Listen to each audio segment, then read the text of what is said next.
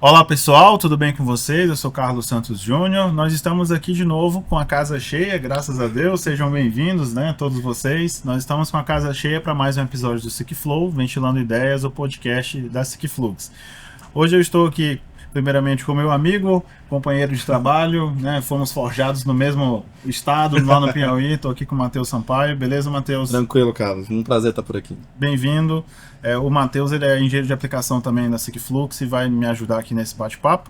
Eu estou também com duas moças, né? Com duas colegas de trabalho também, duas lideranças muito importantes, que é a Ana Luísa, da Dato, do Rio de Janeiro. Bem-vinda, Ana. Obrigada. Prazer estar aqui também. E eu tô com a Sandra Beltrel também, de Minas Gerais, diretamente. Obrigado, Sandra, por sua presença. Eu que agradeço. Seja muito bem-vinda. Eu queria, primeiro, que vocês se apresentassem um pouco, Ana, Sandra, se vocês puderem falar um pouco aí da história de vocês, fiquem à vontade. Meu nome é Ana Luísa, Ana Luísa Guimarães. Eu sou da Datum, consultoria de projetos, e agora sou também do Sidratar. Agora não, já tem um tempo que eu sou do Sidratar e agora também da diretoria da Brava. Legal.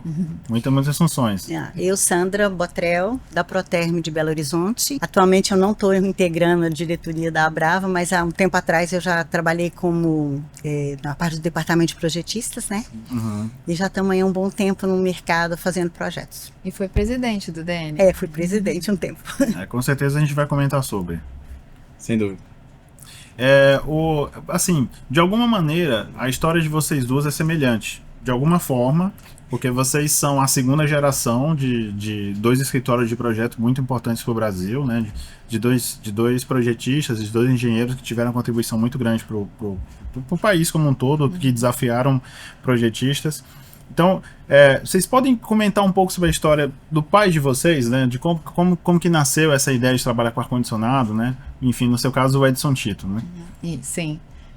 Meu pai, Edson Tito Guimarães, fundou a Datum há 47 anos e começou no ar-condicionado ainda estagiário, depois trabalhou na Trane, na Carrier, e fundou a Datum. E eu cresci no ar-condicionado, então eu tenho memórias da Febrava, ainda criança, na Ashford, quando podia entrar criança, eu ia todo ano, né? Era as férias da família, era Ashford e férias. Então eu cresci nesse meio.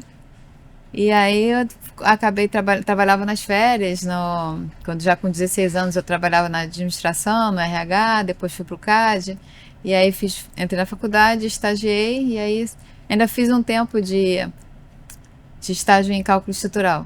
Na dúvida se eu ia fazer mecânica ou civil, decidi por mecânica e aí segui. Com quantos anos você foi na primeira HR? Olha, nem lembro, não tenho essa lembrança. Foi muito tipo, criança mesmo? Criança mesmo. Eu comecei, na verdade, eu era bebê, eu já ia na feira. Meus pais, porque minha mãe trabalha na Datum também, minha mãe sempre acompanhava meu pai. Minha mãe faz a parte administrativa da Datum. Então, era uma viagem da família mesmo. Todo janeiro, fevereiro, a gente ia pra feira. Eu posso sentir inveja ou não? Interessante. Para quem não sabe, a HR é a feira da ASHRAE, que não é propriamente da ASHRAE, mas que ela acontece junto com uma convenção da ASHRAE nos Estados Unidos, e é a maior feira de ar-condicionado do mundo, né? Eu tive a oportunidade de ir lá pela primeira vez agora, com 28 anos, não com 3 ou 2 anos, né? Então é a maior feira, maior do que a Febrava aqui no Brasil, e tem uma representatividade muito grande. Inclusive a SickFlux tem stand próprio lá desde 2015. Mas parabéns aí por essa iniciativa. Sandra? Vamos lá. Sandra, né, engenheira mecânica. E a minha história começou um pouquinho antes da Ana, porque o meu pai, na década de 50, 1954, 56, ele foi para os Estados Unidos estudar na York, e ele veio para o Brasil e começou a fazer ar-condicionado, né? E ele, naquela época, nem tinha máquina pronta, montavam-se as máquinas. E papai começou, então, montou a primeira instaladora, que foi de 1956, me parece, até 1979. E em 1973, ele fundou a Proterme, que é a empresa de projetos, né, para desvincular o projeto da obra. E aí eu comecei a trabalhar, logo que eu passei no vestibular, em 1979, eu já comecei a fazer estágio, mexer com o computador, comecei e nunca parei, né? Uhum. E, então, assim, Eu não ia para Ashley, mas eu lembro das feiras de mecânica que a gente tinha na cidade. Eu lembro também de ter as feiras pequenas e também andar na fábrica. Hoje eu estava andando aqui na fábrica, lembrando das máquinas, dos maquinários, da instaladora que ele tinha. E a gente também, desde pequeno, estava nesse meio, né? Ele primeiro foi instalador, depois projetista? Isso. Como foi isso? Antigamente, você podia fazer o projeto e a instalação. Chegou uma determinada época, na década de 70, o governo instituiu uma legislação que quem fizesse o projeto, a empresa que fizesse o projeto, não poderia executar a obra. Então, aí nessa época que começaram a surgir as primeiras empresas de projeto, realmente dedicadas a projeto. Então, nessa época, papai montou a empresa de projeto, ele ficou na empresa de projeto e deixou a empresa a instaladora com umas outras pessoas. Infelizmente, a empresa fechou em 1979 e aí a gente ficou só com a empresa de projeto. Esse assunto de divisão de disciplinas, ele é um pouco polêmico. Você vê sentido nessa divisão, nessa necessidade? Vejo. A gente, inclusive, assim, como a gente falou no começo, a gente trabalhou no DNPC, né? E uma das coisas que a gente fortalece muito é essa divisão. Teve uma época até que eu dei uma palestra no evento da Esmáquina, era falando de projeto, instalação e manutenção. E eu lembro de eu falar, cada macaco no seu galho. Eu entendo que essa divisão é interessante. Você, quando está fazendo o projeto e você é instalador, não necessariamente você vai fazer o que é o melhor para o cliente. Às vezes você vai vender o que você tem para vender. Então, o que é mais fácil de instalar, por exemplo? O que é mais fácil de instalar. Então, assim, eu sou defensora de realmente projeto separado de execução de obra, entendeu?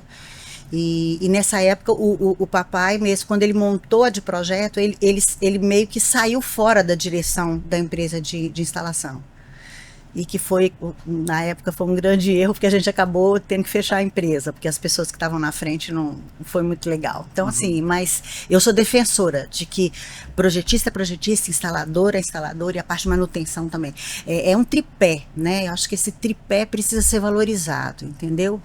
E tem o fabricante também, né? O fabricante ele está na base ali, porque a gente vai estar projetando os equipamentos que existem, o instalador vai estar instalando o que existe e a manutenção vai estar fazendo funcionar os equipamentos que existem. Então, assim, tudo está direcionado ali para aplicar o produto, né? Então, o fabricante é importantíssimo, né? Essa chave, de certa forma, né?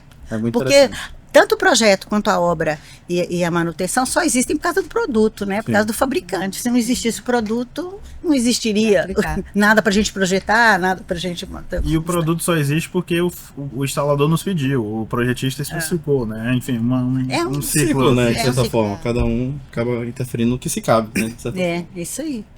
Ana, eu achei muito interessante porque realmente pode-se dizer que você cresceu no meio do ar-condicionado, né? Então comentou que a HE já muito jovem e que acompanhou todo o crescimento da Datum como um todo, né?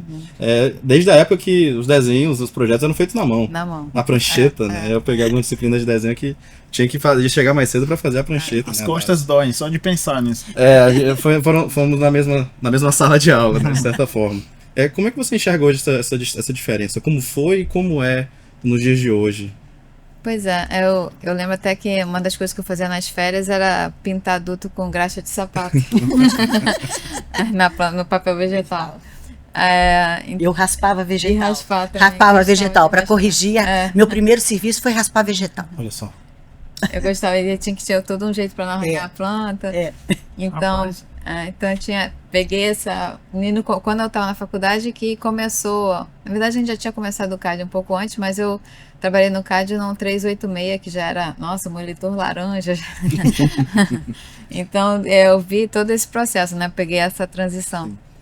Assim, eu acho. Foi muito legal, né? Mas. Meu pai fala que ele ralou muito para implantar o CAD, que foi a primeira empresa que a gente tem conhecimento que começou a usar o CAD. Então ele apanhou muito, né? Porque não tinha nem arquitetura em CAD, então a gente tinha que fazer arquitetura para poder fazer o projeto.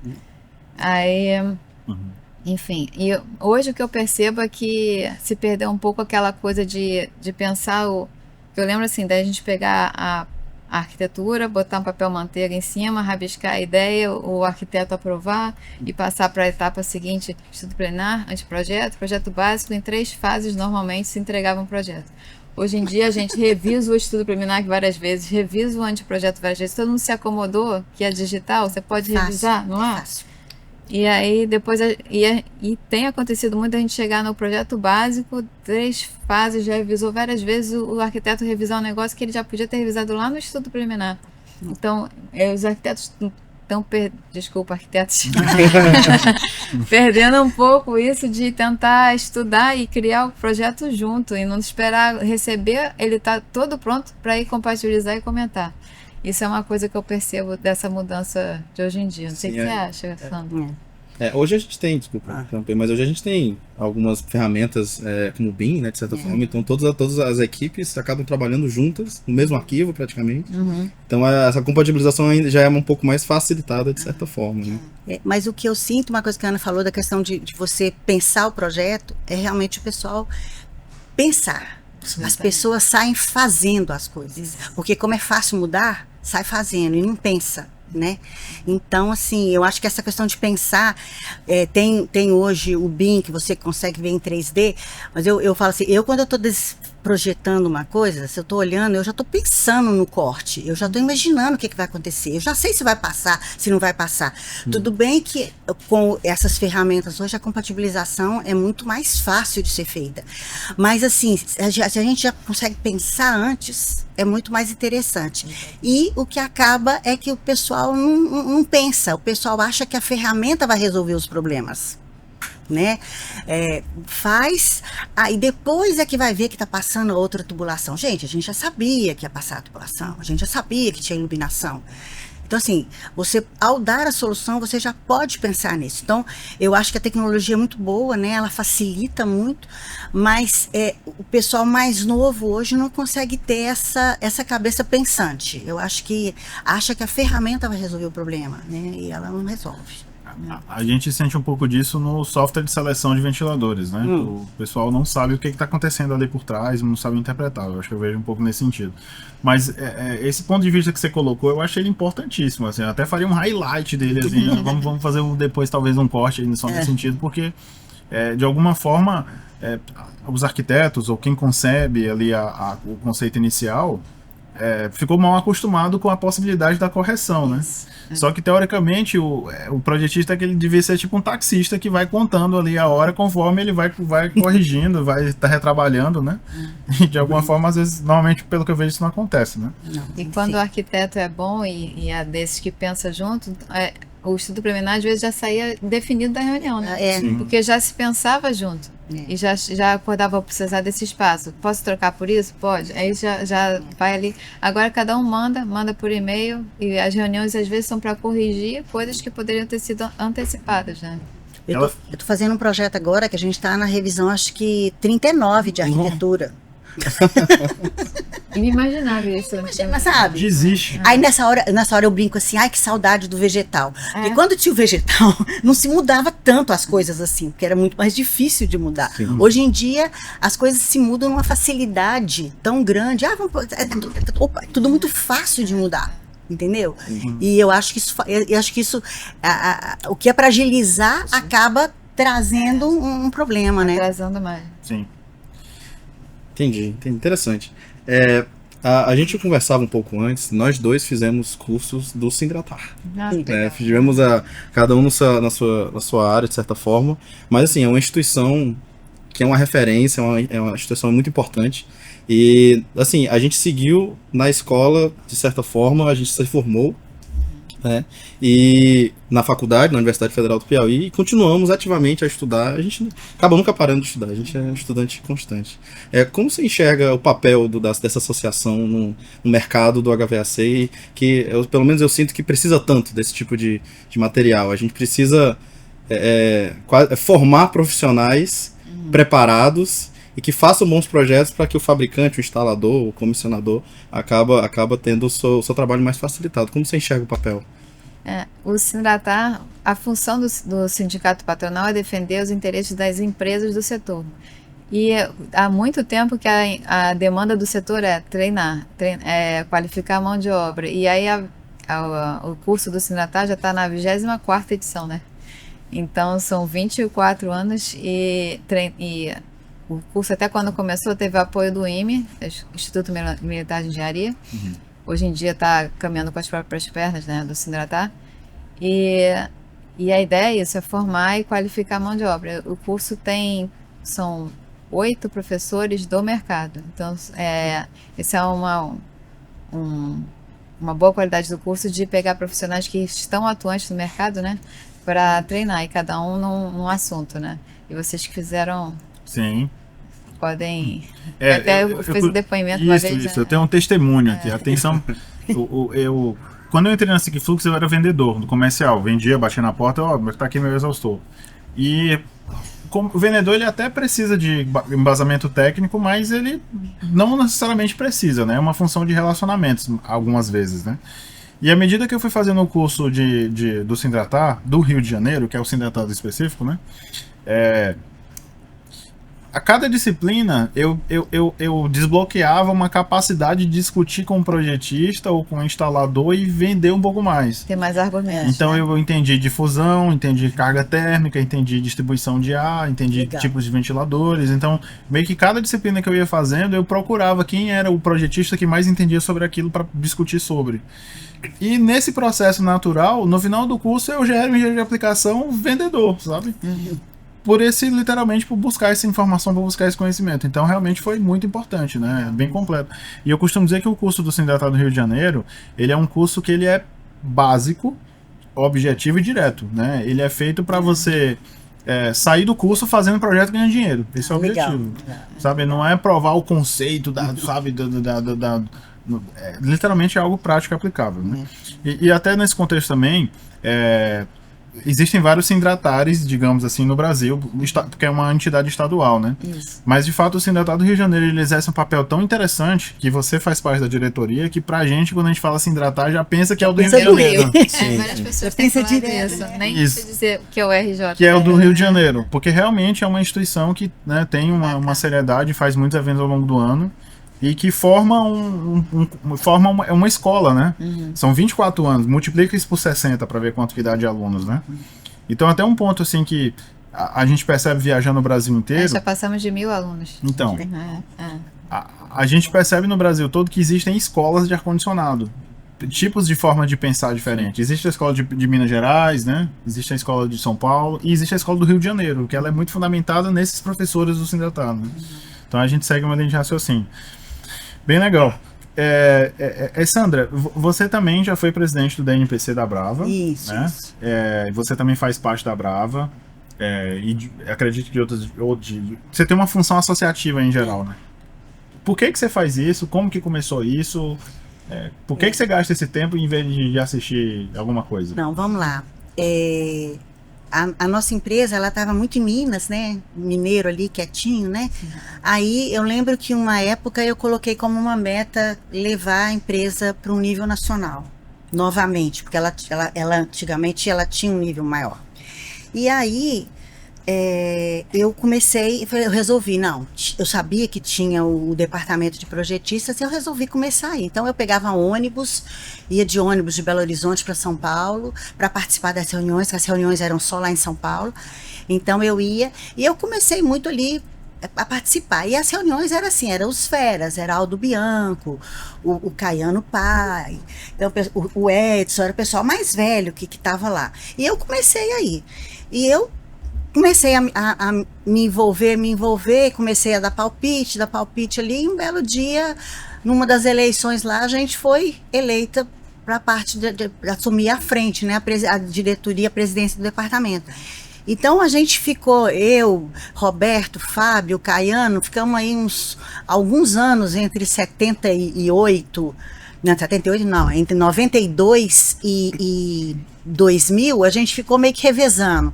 Era diretor, outro era vice, aí mudava e a gente começou a fazer esse trabalho. E eu lembro que logo que a gente começou, a gente ficava só conversando sobre tabela de horários. Eu falei, gente, a gente precisa fomentar assuntos técnicos. Então, aí a gente teve o primeiro Renabrava, que falava sobre ar externo.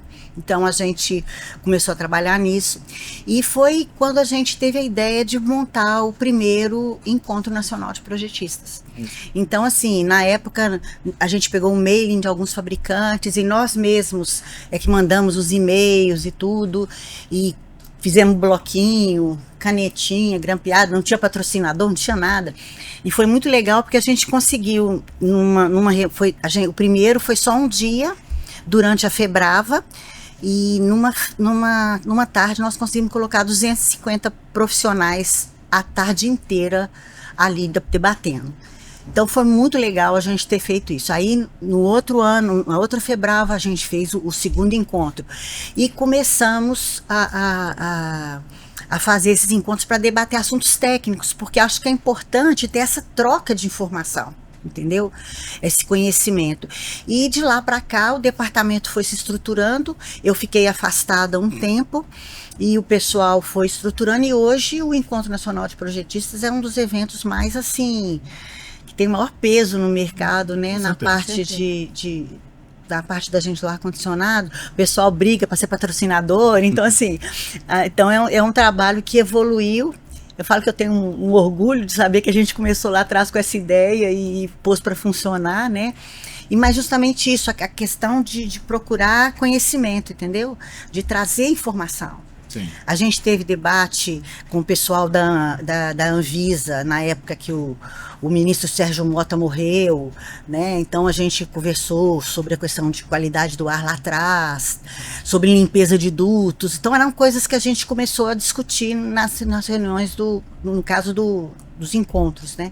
Então eu acho super importante esse compartilhar conhecimento, e, né, acho que isso aí foi uma coisa que graças a Deus pegou, e hoje a gente tem um departamento super estruturado e um encontro de projetistas assim super procurado também para participar. Aproxima o fabricante, o instalador, o estudante de alguma forma, que é curioso. E assim, a gente brinca que é talvez a palestra que a gente mais estuda para fazer.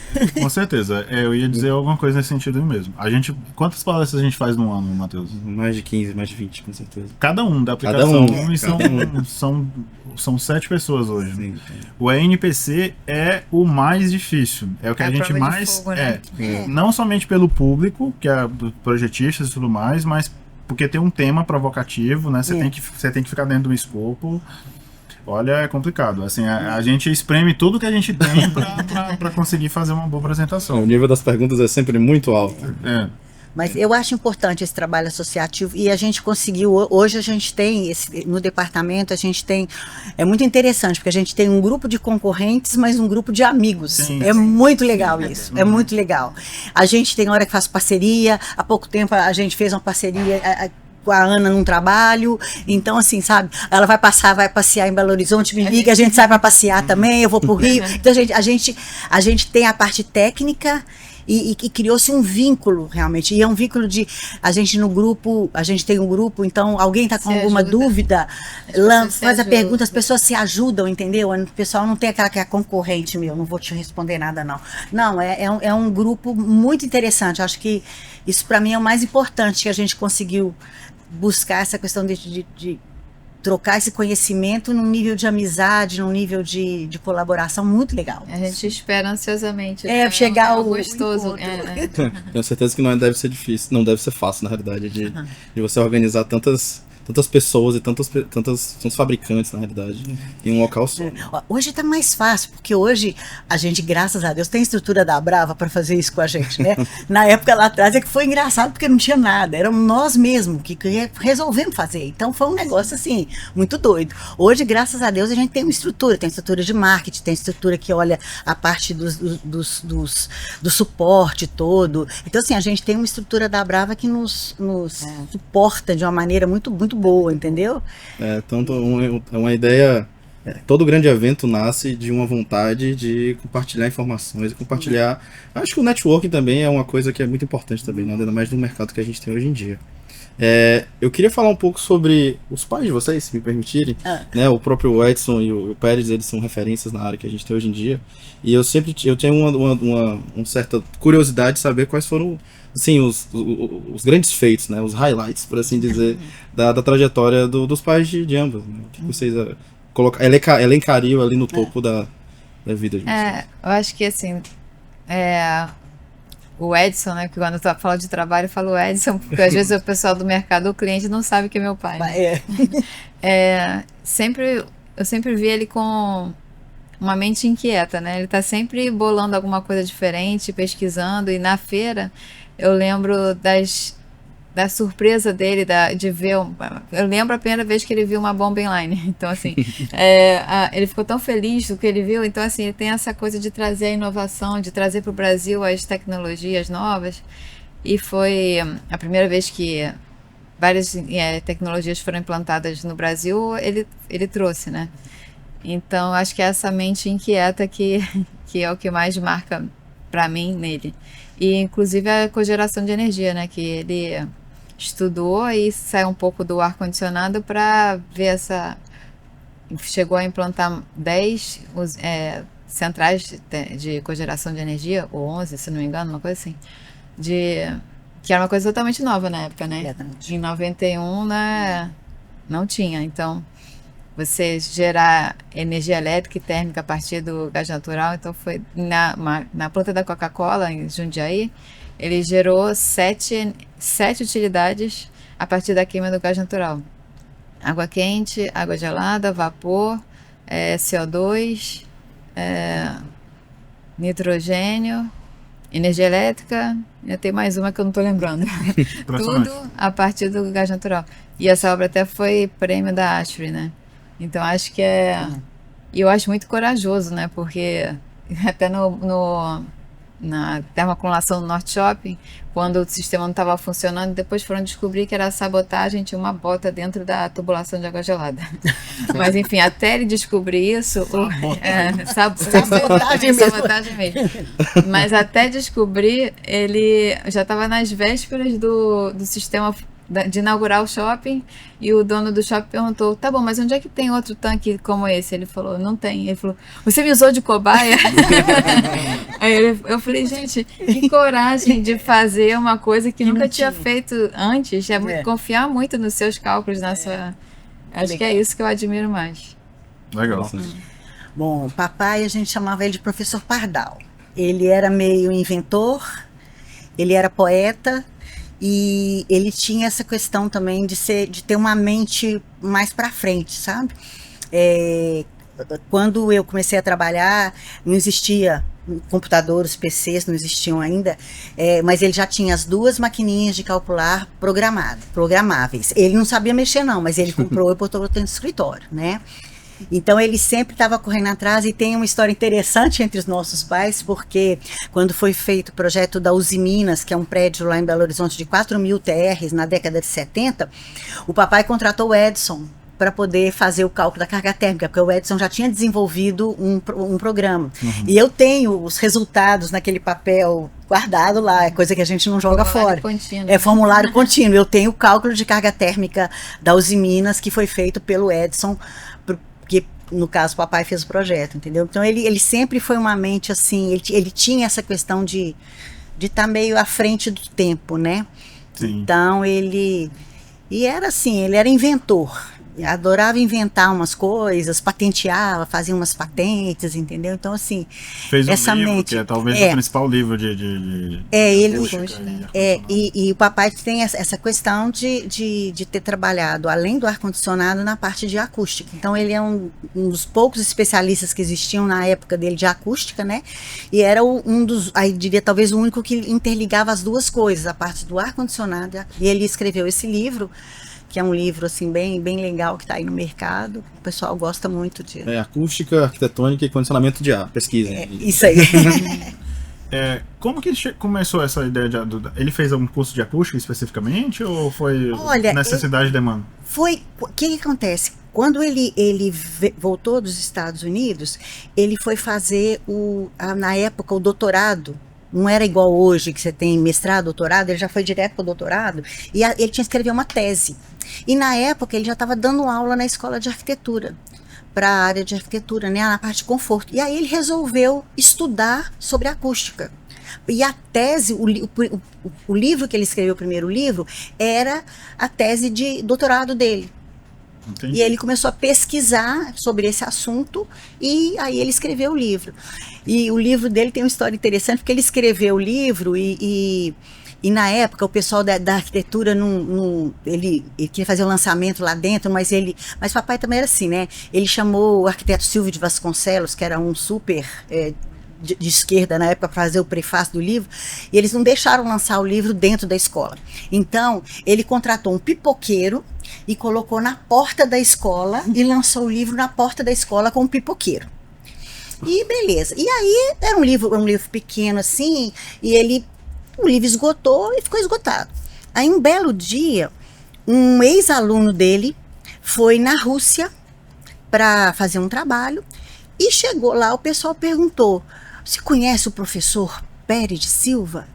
Aí eu falei, conheço, inclusive foi meu professor. Não, é porque o livro dele é um dos melhores livros que a gente tem de acústica. Aí esse aluno do papai veio e contou isso para ele. E aí nessa época o papai resolveu reeditar o livro.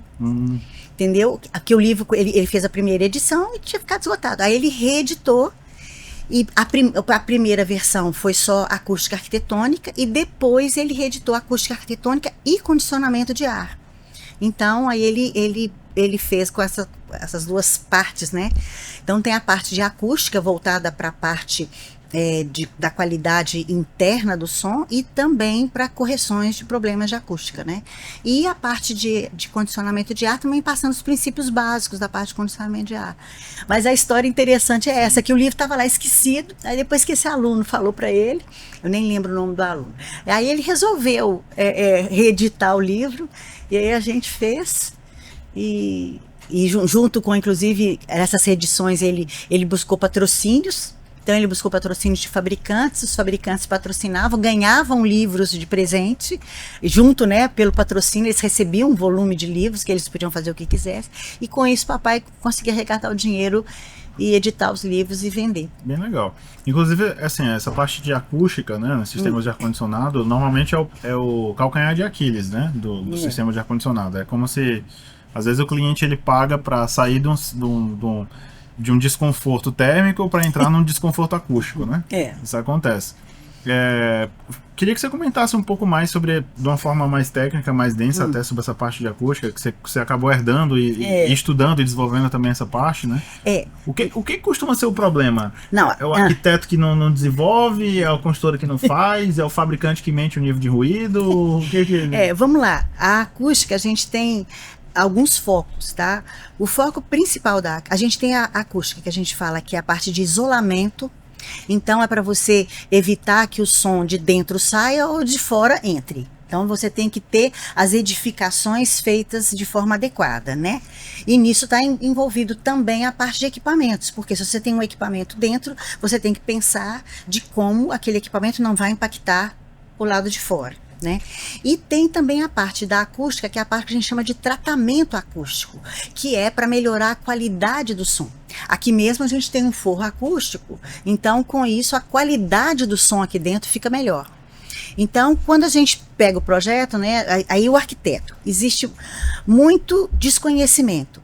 Então, o arquiteto muitas vezes não sabe o que é, entendeu? Não entra no mérito da coisa. Agora mesmo eu estava fazendo uma consultoria, a arquiteta estava prevendo um material de revestimento acústico, só que a qualidade do material era muito fraca. Ele tinha uma quantidade, mas era muito pouco. Então, a gente sugeriu mudar o material. Então existe a falta de conhecimento, às vezes, de que aquilo pode ser um problema, né, de que vai ser um problema. Existe a questão do arquiteto, às vezes, colocar e o construtor, para baratear o custo, muda, entendeu?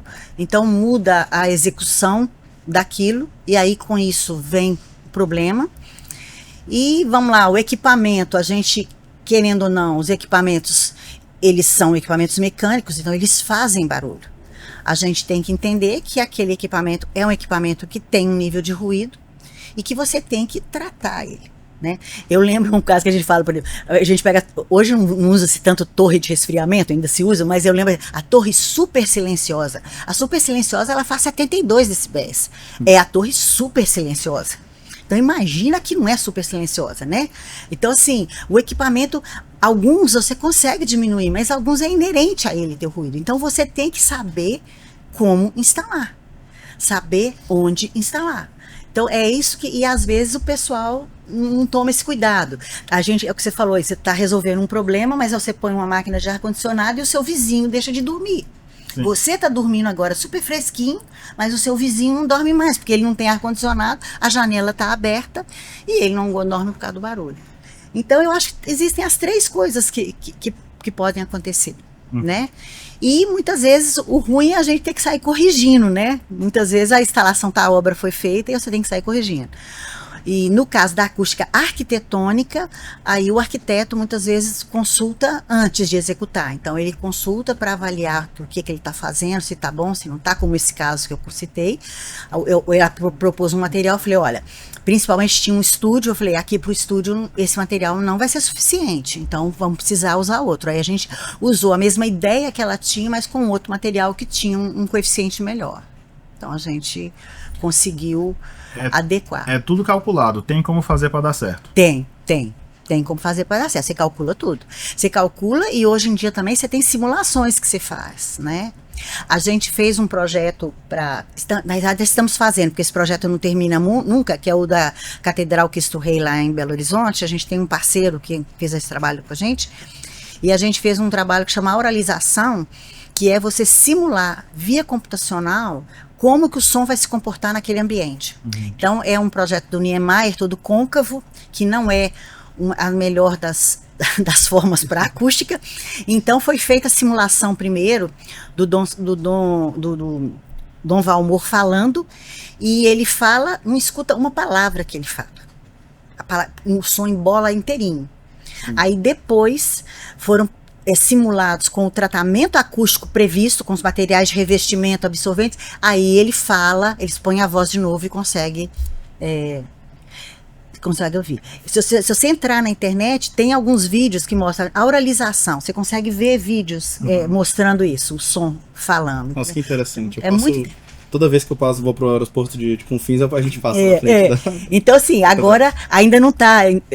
Agora que a nave está ficando pronta, né? Eles ainda não fizeram o tratamento. Mas se você chega lá e fala lá dentro hoje, é um horror, né? Porque é tudo concreto, tudo duro e a forma não é legal. Mas já tem todo um projeto feito para funcionar, entendeu? Bacana. Então... Niemeyer teve esse legado de alguma forma, né? O JK contratou. Ele ainda é muito novo para fazer alguns prédios de Belo Horizonte. Então a gente tem a Pampulha, a gente tem o prédio Niemeyer, que é na Savassi, exatamente, ali na Praça Central, né? Então é assim, também moro em Belo Horizonte, a gente passa todo dia. É mais mineiro do que piauiense hoje, né? Eu sou um pouco de cada, de alguma coisa. Mas a gente conversava um pouco mais cedo, e como o Carlos citou, a gente começou na Sigfox, na realidade, como vendedor, né, como engenheiro de vendas. Então a gente teve a dificuldade de assimilar como realizar o processo comercial de maneira efetiva, prestando um atendimento técnico, sendo formado em engenharia. Na engenharia a gente não aprende, a gente aprende cálculo, aprende simular, a gente não de fato aprende como gerir uma equipe, por exemplo, ou de fato fazer um atendimento comercial da melhor maneira possível. Mas a gente tem presente aqui um grande exemplo de sucesso comercial. Eu queria perguntar, qual é o segredo do sucesso sendo comercial?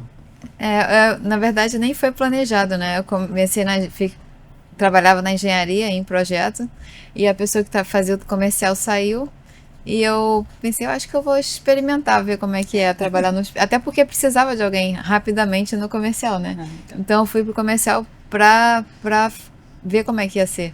E achando até que ia ser provisório, mas eu adorei, porque eu já tinha, porque ficou. Porque eu tinha o background, né, o conhecimento de ter feito o projeto, e então eu comecei a vender projeto. Então, eu descobri que eu adorava essa parte de relacionamento com o cliente e tudo, e descobri que eu podia usar o que eu tinha já de conhecimento do ar-condicionado. Então, eu adorei, vai fazer até pós em marketing, e adoro a parte comercial, então assim, me descobri.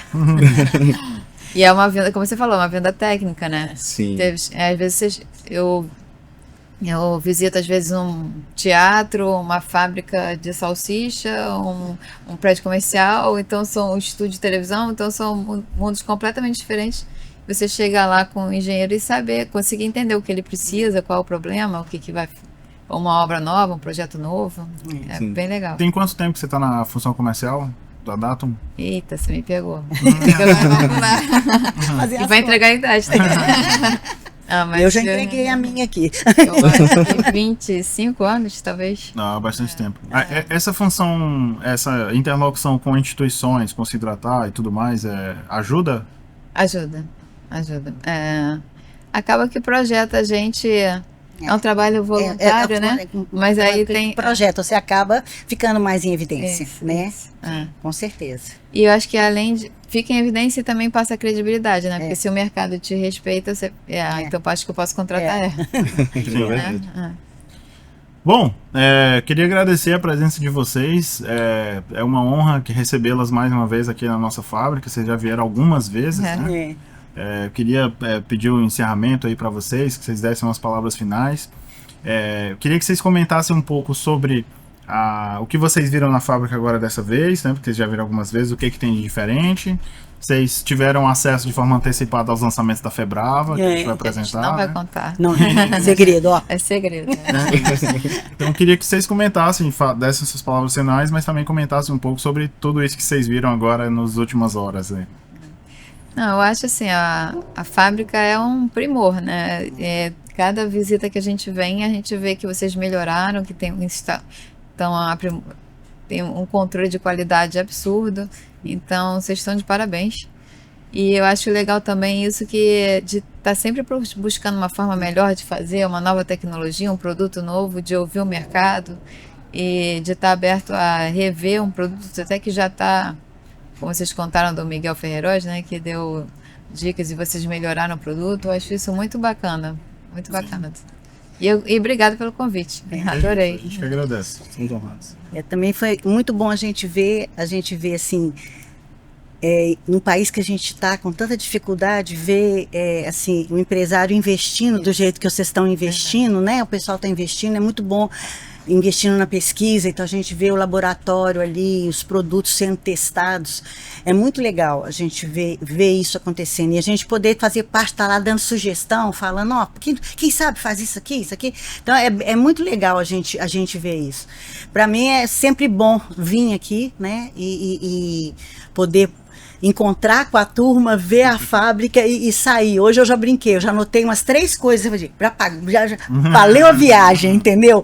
Porque assim, e tem, ó, isso aqui, vou usar naquela consultoria, negócio da rotação, assim, sabe, umas coisas, então assim, sempre você agrega, né? Porque não é uma viagem não é uma visita só para vir aqui. A gente tem palestra, troca ideia, vê o que vocês estão fazendo, é muito interessante. Eu acho que valeu demais e muito obrigado da gente poder estar aqui com vocês mais uma vez. Estamos honrados, com certeza, com a presença de vocês. Será se vai ser boa a Febrava? I hope so. Essa é a maior edição, né, já feita da Febrava. Estamos chegando aí no ano ímpar, né? Aí a gente sempre espera o ano ímpar chegar, tá? Setembro agora está chegando. É isso aí, muito obrigado. Matheus, últimas palavras no podcast, lógico, né?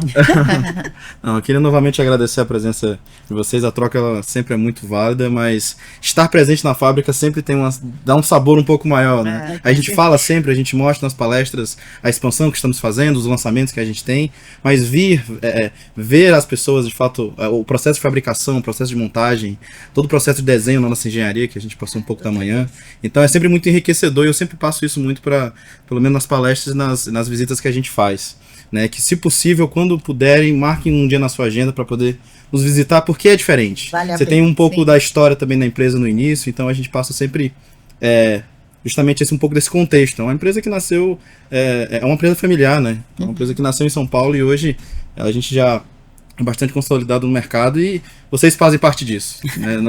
Então o agradecimento de fato é a vocês, de alguma forma. Obrigada. Muito bom. Bom, acho que é isso então. Ficamos aqui com mais um episódio do SIC Flow, ventilando ideias. E conte conosco, esteja sempre ligado nas nossas redes sociais e Tamo junto. Obrigada.